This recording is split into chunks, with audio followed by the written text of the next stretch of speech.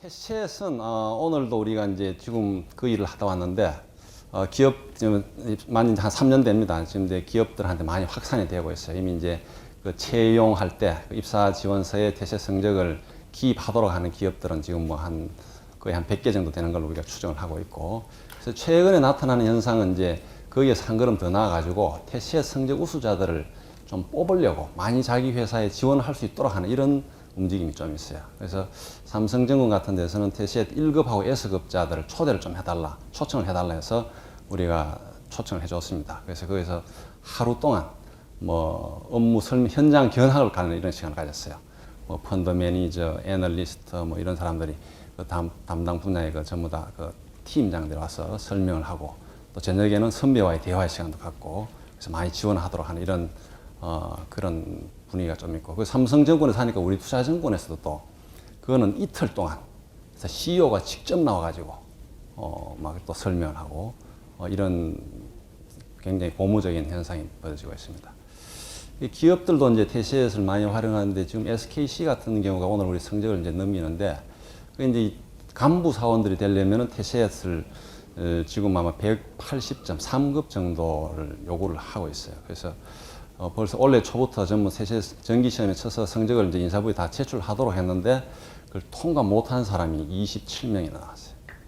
그래서 인사부에서 상당히 좀 난감을 해가지고 그래도 처음인데 자칫하면은 또 이 사내에 또 반발심이 또 있을 것 같고 해서 조금 특별 시험을 별도로 우리가 제작을 했습니다. 그럼에도 불구하고 그 중에서 한 4분 정도는 조금 성적이 모자라더라고요. 그래서 하여튼 그대로 넘겨주고 이제 회사에서 알아서 이제 처리하도록 이렇게 했는데, 많은 기업들에서 TCS를 활용을 하고 있습니다. 그래서 여러분들이 입사할 때뿐만 아니라 입사를 하고 나서도 TCS 같은 시험을 쳐야 될 가능성이 굉장히 높습니다. 그리고 또 입사를 여러분들이 할 때 TCS를 안 치더라도 TCS 공부를 하다 보면은 시사 공부를 해야 되는데, 어차피 시사 공부는 해야 되는 거예요. 왜냐하면 그 회사 들어가서 면접할 때, 요즘 면접은 뭐 집단 토론 형태로 이렇게 조금 유행이 자꾸 바뀌고 있어요. 그래서 그런 토론 면접 이런 거 할 때 현 시사 이슈를 제대로 알고 있고, 또 경제를 보는 이런 안목 이런 게 제대로 갖춰져 있는지를 봅니다, 사람들이. 그래서 그런 측면에서 본다면 여러분들 어차피 시사 공부는 해야 됩니다. 그래서 근데 아이러니컬하게도 학생들은 TCS 이제 잘 알다시피 이론 나오고 시사 나오고 상황 추론 판단 영역 3가지 나오는데, 직장인들에 비해서 학생들이 시사 영역 성적이 굉장히 낮아요. 그래서 시사 영역을 어떻게 공부할 것인가 굉장히 관건이. 그래서 오늘은 이 얘기를 주로 경제 이론은 뭐가 나올 것이다 하는 거 중요도에 대해서 얘기를 해줄 거예요. 얘기를 하고, 그다음에 시사는 어떻게 공부할 것인가에 대해서 하고, 중요한 시사 토픽은 이제 다음 시간에 이제 우리 강현철 부장이 얘기를 할 거고, 그렇게 진행을 하겠습니다.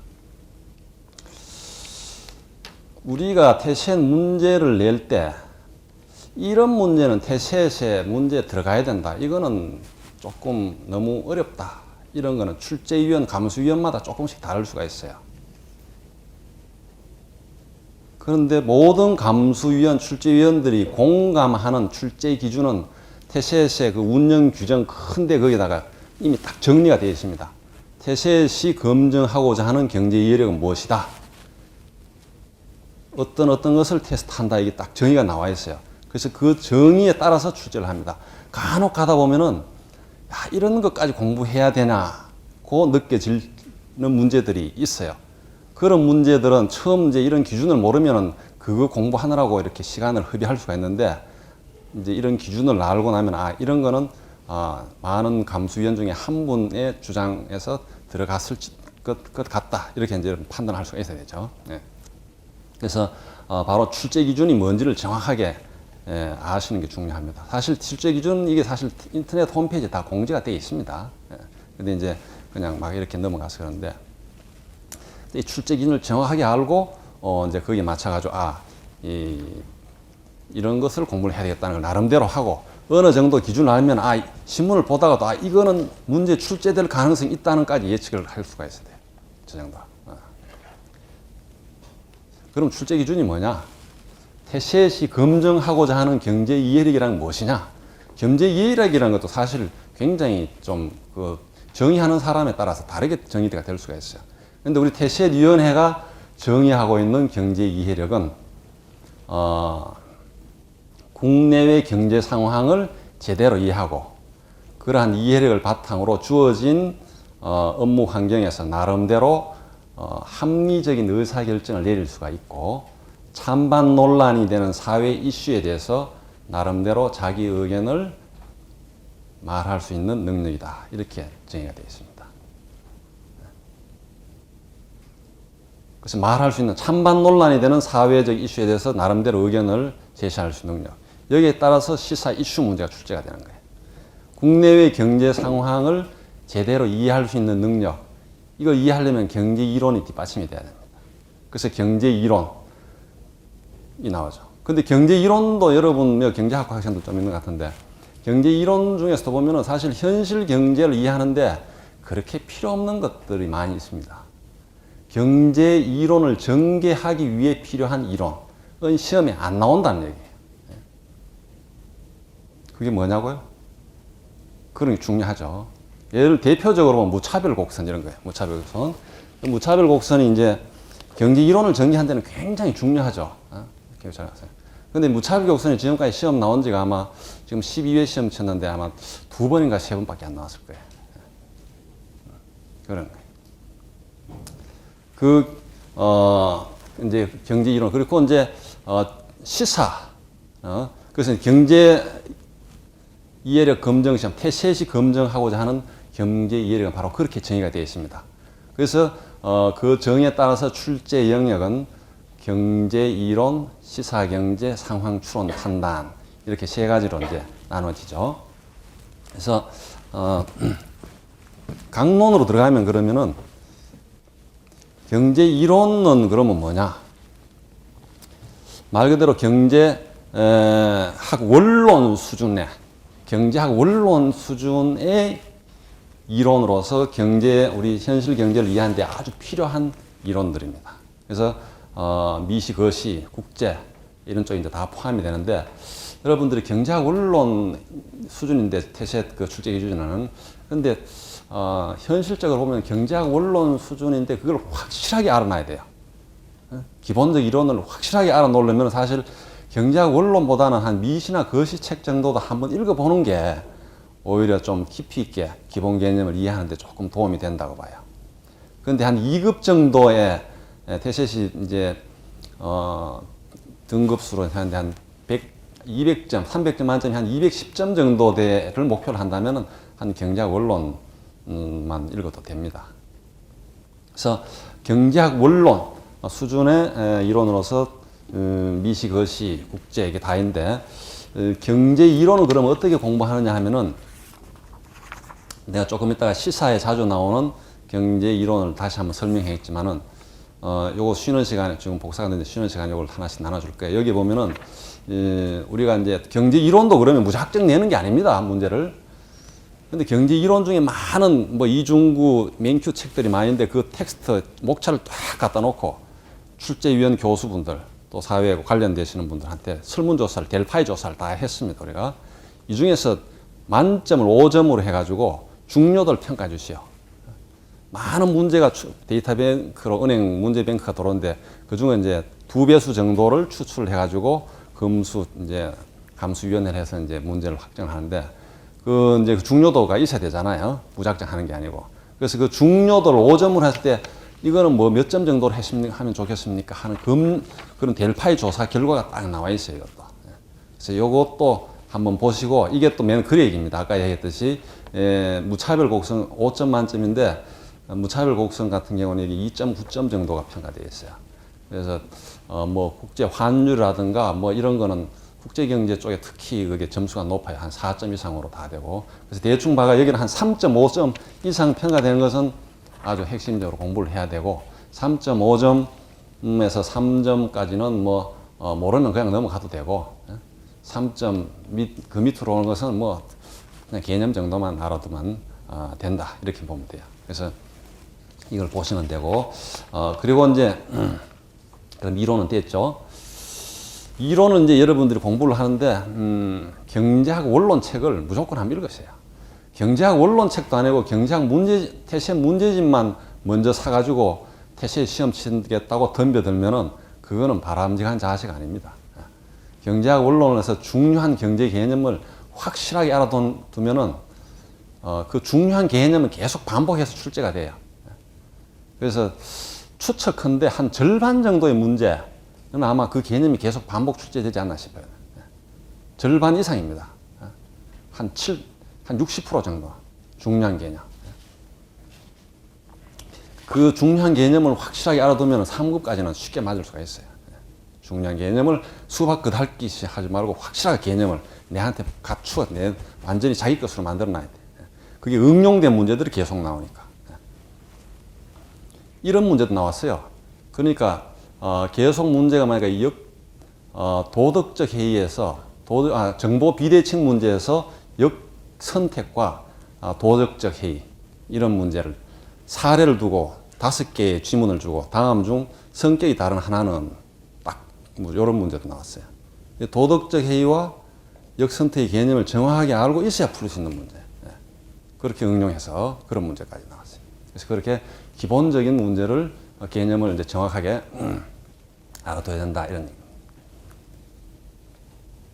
경제 이론 중에 특히 시사, 신문에 자주 사용되는 거는 조금 이따 다시 이야기하겠어요. 그다음에 시사는 뭐냐? 시사는 말 그대로 시사 경제는 우리 일상적으로 신문이나 언론에 방송에 보도되는 중요한 경제 뉴스를 이해할 수 있는 능력입니다. 이해하는 그 이론이 있는데 그 우리 사회에 벌어지는 중요한 경제 이슈 그 자체가 시사 문제에 들어가요. 우리 지금 미국의 서브프라임 모기지 사태 2년 전에 이제 그 발생했는데 그와 관련된 그 핵심 중요한 이슈의 그 내용 자체가 문제가 출제가 돼요. 그러면 그 중요한 게 어느 정도까지냐 이런 궁금증이 생기잖아요, 여러분.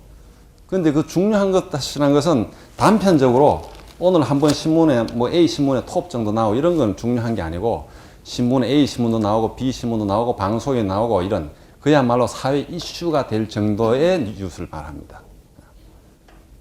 그래서 신문을 꾸준하게 읽으면은 그 웬만하게 다 풀 수 있는 그런 거예요. 시사 문제들이 초창기에는 조금 어렵게 나왔는데 시사 문제를 지금 굉장히 쉽게 내려고 노력하고 있어요. 우리가 출제위원들이. 너무 지엽적인까지 들어가는 것은 바람직하지 않다고 그래가지고. 그래서 그 이슈, 중요한 경제 뉴스 그 자체와 그런 뉴스를 이해할 수 있는 이론인데 여기에서 이론은 경제 이론이 아니고 바로 여기서 경영학 이론이 들어갑니다. 그래서 우리 경제 뉴스를 이해하려면 경제학 이론만으로는 좀 불가능해요. 좀 모자라요. 특히 자본시장에 관한 뉴스, 자본 M&A라든가 주식시장 관련된 뉴스 이런 데 보면은 그 경제학과 관련되지 않는 그런 용어들이 많이 나옵니다. 지난주에 여러분 갖고 있는 바이트라는 거 대학생 교양 잡지인데 거기에서 이제 그 학생 기자들하고 내가 집단 토론을 했어요. 집단 인터뷰를 했는데 거기 학생들이 질문 중에 하나가 왜 경제 기사가 이리 어렵습니까? 유상증자 감자라는 말 이런 말을 왜 씁니까? 좀 쉽게 써주십시오. 이런 얘기를 하더라고요. 유상증자 감자를 더 쉽게 쓸 수가 없어요. 그거는 바로 그런 게 상법 중에 회사법. 회사법의 고유한 용어로 다 나옵니다. 그런 게. M&A. M&A는 뭐 이제 아주 일상적인 경제 용어가 됐는데 초창기 M&A가 아주 일상 용어가 된 게 사실 그렇게 오래되진 않아요. 한 80년대 후반 이때부터 90년대부터 신문 잘 쓰는데 초창기에는 관로회가 기업 인수 합병 이런 게 다 써줬어요. 요즘은 그런 거 안 써요. 그런 이제 경제 용어도 자꾸 자본시장이 발전을 하면서 새로운 용어들이 자꾸 나옵니다. 그런 용어들이 하나의 이제 기본 그 정보를 이해하는 백그라운드 지식이 돼요. 그런 게 이제 시사 문제로 나오죠. 그래서 그거는 경제학 책에는 안 나오고 바로 교과서에 나오는 것은 이제 상법 회사편, 회사편 중에서도 주식회사편, 주식회사편 중에서도 특히 이제 주식회사의 기관보다는 기관은 뭐 주주총회, 주주 뭐 이사회 이런 것은 여러분들 알 수 있을 건데 그 주식회사들의 자본의 조달 관련 이쪽 관련되는 것은 뭐 전환사채, 신주, 인수분무사채, 뭐 주식 병합, 이런 게 많이 나옵니다. 교환사채. 이런 것은, 그런 채권의 그런, 회사법상의 기본 본질적인 어떤 성격을 알고 있어야 돼요. 주주권, 주식회사의 고유한 기능도 같이 알아놔야 되고, 어차피 여러분들이 졸업을 해서 이제 취업을 하면 모두 90% 이상이 주식회사라는 조직에 근무를 하게 돼요. 그래서 주식회사의 작동 원리 정도는 알고 있어야 돼요, 기본적으로. 그런 측면에서 이제, 시사 문제 중에서 이제 회사법 관련 게 들어가고, 그 다음에 이제 경영학 중에 세 가지인데, 회계재무회사법이 들어가요. 회계재무회사법.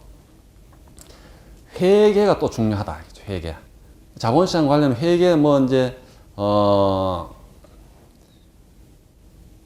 요즘 그 관련 용어가 자꾸 바뀌어요, 지금. 지금 대차대조표라는 말도 안 쓰죠, 이제. 뭐로 바뀌었어요? 재무상태표라는 말로 바뀌었어요. 예. 그 다음에 또 단기순이익도 얼마 전에 단기순이익 직전 되기 전에는, 매출총이익, 경상이익, 영업이익, 특별이익, 특별손익 빼면 단기순이익이 했는데 지금은 계속 영업이익인가 그렇게 조금 바뀌었어요, 또 이름이. 예. 이 회계라는 것도, 자꾸 독자들이, 일반 소비자, 일반 투자자들이 이해하기 쉽도록, 그 기업의 실적을 보다 정확하게 반영할 수 있도록 그렇게 하기 위해서 자꾸 바뀌고, 또 한편으로는 다른 나라, 다른 국가의 회의 기준하고 또 비교 가능할 수 있도록 해서 자꾸 국제화되는 이런 그런 추세에 있어요. 그래서, 그렇지만은 회계 기본 원리는 안 바뀝니다. 회계 기본 원리. 그래서 회계 기본 원리 정도는 우리가 알고 있어야 된다는 얘기예요. 기본 원리를 알고 있어야지 그 재무제표를 해석할 수가 있어요. 우리가 경제를 공부하는 목적은 예측하기 위한 것입니다. 예측하기 위한 것. 경제 돌아가는 상황을 예측하기 위한 것이 가장 큰 목적입니다. 그래서 나름대로 판단하고. 한데 이제 예측을 하는 것 중에서 여러 이제 자본시장 관련해서는 또 그 회사의 이익이, 이 회사가 잘 될 것이냐 못 될 것이냐, 지금 상황이 어떠냐 이런 것을 판단할 수가 있을 테고, 여러분들이 기업에 들어가면 내가 들어가 있는 조직, 사업부에서 이게 회사가 지금 조직이 어떻게 되고 있는지 어느 정도 판단할 텐데, 그건 역시 이 회계에 대한 기본 개념이 있어야 됩니다. 수익 비용의 대응 원칙이죠. 수익 비용 이런 기본 개념.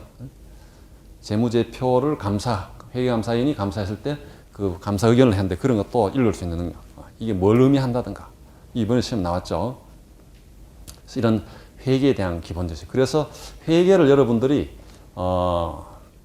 공부를 좀 해두세요. 경영학과 학생들은 이제 회계를 하겠지만은 주말에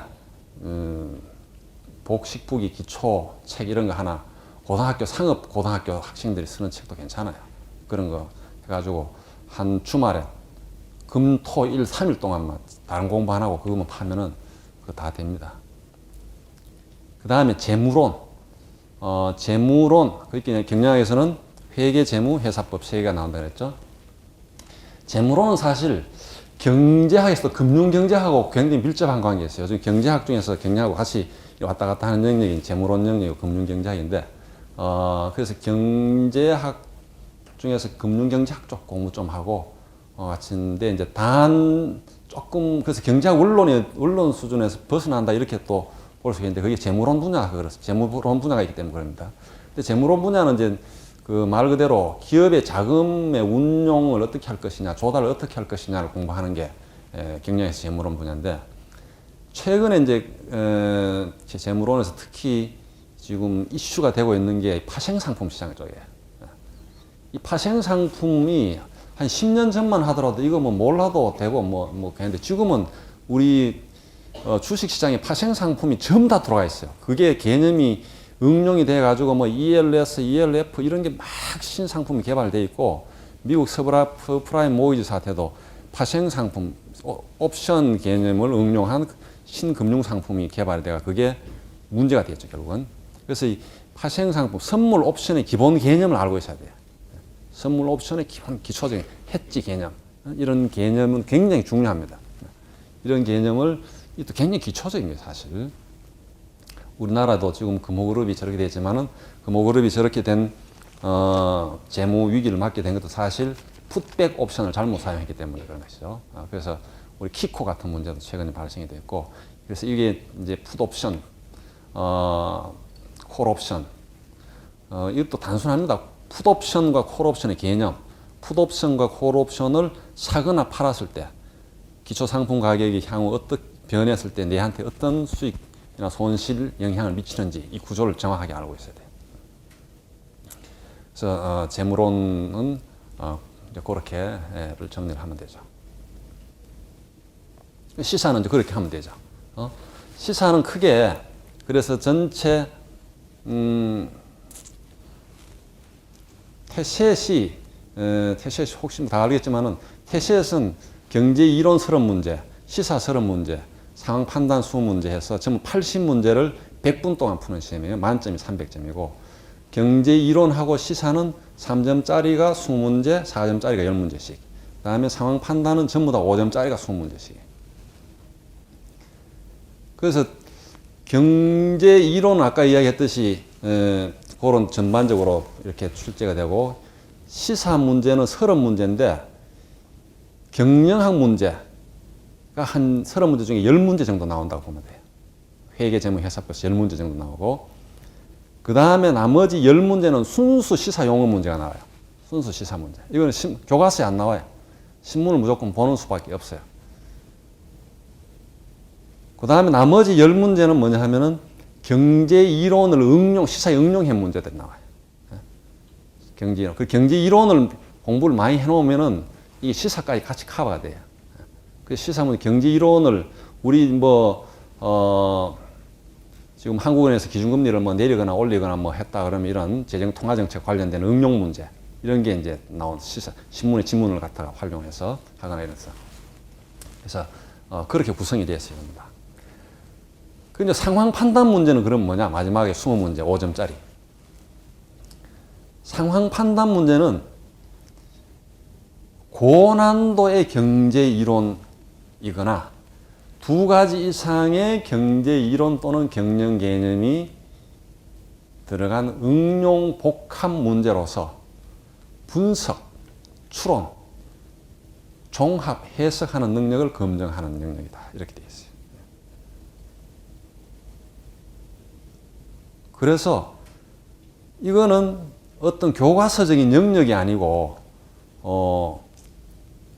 경제 이해력의 특성상 경제 이해라는 것은 단편적인 경제 지식으로만 우리 경제 현상을 종합 해석할 수 있는 그런 것으로 모자라기 때문에 어떤 종합적인 어떤 그런 해석력을 보려고 이 영역을 추가해 놓은 거예요. 그래서 상황 추론 판단 영역은 교과서적인 영역이 아니라 난이도 차원에서 영역이다. 이렇게 봐야 됩니다. 난이도 차원에서 영역. 그래서 이 분야는 상황 추론 판단 영역만은 별도로 공부할 수가 없어요. 공부 안 해도 돼요, 이거는. 네. 상황 추론 판단 영역은 경제 이론하고 시사를 공부하면은 저절로 해결되는 것이 상황 추론 판단. 신문을 자꾸 보면서 이걸 의문을 가지고 경제학 이론이 지금 비판을 받고 있어요. 경제학자들이 비판을 받고 있어요. 지금 조선일보에서 자본주의 4.0 시리즈하고 한국경제신문에서도 오늘 아침부터 지금 이 시리즈가 쭉 나가 있어요. 우리 지금 월스트리트에서 지금 젊은이들이 시위를 하고 해서 굉장히 이게 이 사태가 어떻게 전 세계적으로 어떻게 전개될 것인지 지금 굉장히 촉각을 곤두세우고 있어요. 모든 사람들이. 이걸 어떻게 봐야 할 것인가 이런 중요한 그런 게 있는데 그래서 경제학이 지금 기존의 경제학들은 쓸모없는 것이다 이런 비판을 받고 있는 게 현실이에요. 여러분 거기 동의합니까? 경제학이 쓸모없는 학문인가요? 두 분은 고개를 갸웃갸웃 하는 분이 동의를 안 하고 다른 분은 긴가 긋기도 하고 모른 긋기도 하죠.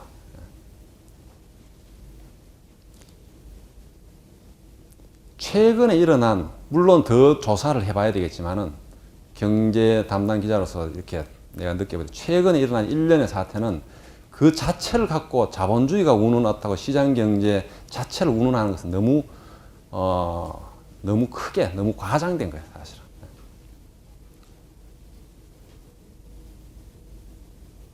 금융시장 쪽에서 거품 현상이 일어나는 것이고, 일어나서 그게 문제가 생긴 것이고, 그러다 보니까 금융시장에서 지금 월스트리트 저널에서 지금 젊은이들 한 것은 소위 말하는 IB들이, 거기 임원들이 과다하게 많이 받고 있는 봉급에 대해서 불만을, 상대적 박탈감 이런 걸로 해서 불만을 제기하는 거예요. 경제학은 굉장히 이과계로 하면 물리학처럼 퍼즐처럼 쫙쫙 맞아 들어가요, 사실.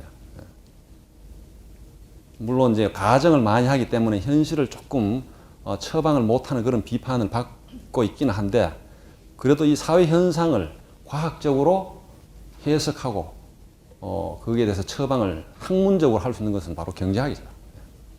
경영학은 또 그렇지 않아요. 경영학은 나는 학부에서는 경영학을 공부하고 대학원에서 경제학을 했는데, 경영학은 하나하나를 바로 들어가요. 하나 일종의 테크닉 기술로 볼 수 있어요. 인사, 조직, 생산관리, 회계, 재무 이렇게 하나하나로 바로 접근이 가능해요. 그런데 경제학은 뿌리부터 이렇게 피라미드식으로 딱 이렇게 공부를 해나가야 제대로 될 수 있다. 원론을 모르고 바로 미시 공부해서는 이해가 안 되잖아요. 그래서 경제학을 공부할 때는 이런 자세가 좀 필요한 것 같아요. 내가 좀 궁금한 게 있으면 그걸 궁금할 때 그걸 메모를 해두세요. 메모를 해두면 그게 나중에 가면 그게 맞아 들어갑니다. 다 해석이 돼요. 그게 다른 뒤에서 공부를 하거나 이게 쭉쭉 맞아 들어가요. 그게 해석이. 그게 다른 접근 방법이 또 있거나. 그런 다른 접근 방법이라는 것은 최근에서는 또 행동 경제학이라는 게 나오잖아요. 행동 경제학도 기존 경제학을 완전히 부정하는 것이 아니고, 기존 경제학을 내에서도 인간의 사람 행동이 합리적이지 않을 때는 이렇게 또 우리가 처방을 내리면 좋다, 이런 처방전을 내놓고 있다고. 행동 경제학은 아직 뭐 시험 태세 출제 영역에는 아직 안 들어가는데, 그 분야도 한번 관심 있게 뭐 한번 흥미로운 그런 분야예요. 그래서 경제 이론, 시사 경제, 상황 추론, 판단, 이렇게 이제 공부를 하면 돼요. 혹시 궁금한 점 있나요? 출제 기준에 대해서? 태셋이 최근에 좀 쉽게 나옵니다. 출제를. 지금 이제 태셋에서 1년에 2월, 5월, 8월, 11월 4번 치는데, 올해 들어와서 2월 달 시험부터 조금 쉽게 출제하고 있어요. 5월 달에 굉장히 쉽게 출제 나오고, 5월 달에 쉽게 나가니까 너무 쉽다는 이론에서 8월 달에는 5월부터 조금 어렵게 나왔어요. 그래서 전체적으로 300점 만점에 180점 이상, 300점 만점에 이제 90% 이상, 270점 같으면 S급이고, 240점 같으면 1급, 그 다음에 210점 이상 하면 2급, 180점 이상이면 3급이 돼요. 100점 만점 환산을 하면은 60% 맞으면은 3점이에요. 그래서 태셋이 국가공인 시험인데, 이 국가공인이 다 국가공인 주는 게 아니라 3급 이상 맞아야 그게 국가공인 자격증이 나갑니다. 시험 성적표가 나갑니다. 그래서 3급 이상, 평균 60% 이상 맞추면은 긍정적인 평가가 나갑니다. 일반적인 보통의 경제 정보를 제대로 이해할 수 있고, 독자적으로 주위에 거의 뭐 약간의 도움을 받으면은 자 나름대로 어떤 주어진 상황에서 합리적인 결정을 내릴 수 있는 수준, 이렇게 나옵니다. 그게 이제 위로 올라갈수록 아주 복잡한 정보, 독자적으로 이렇게 판단할 수 있는 능력을 가졌다, 이렇게 이제 되죠.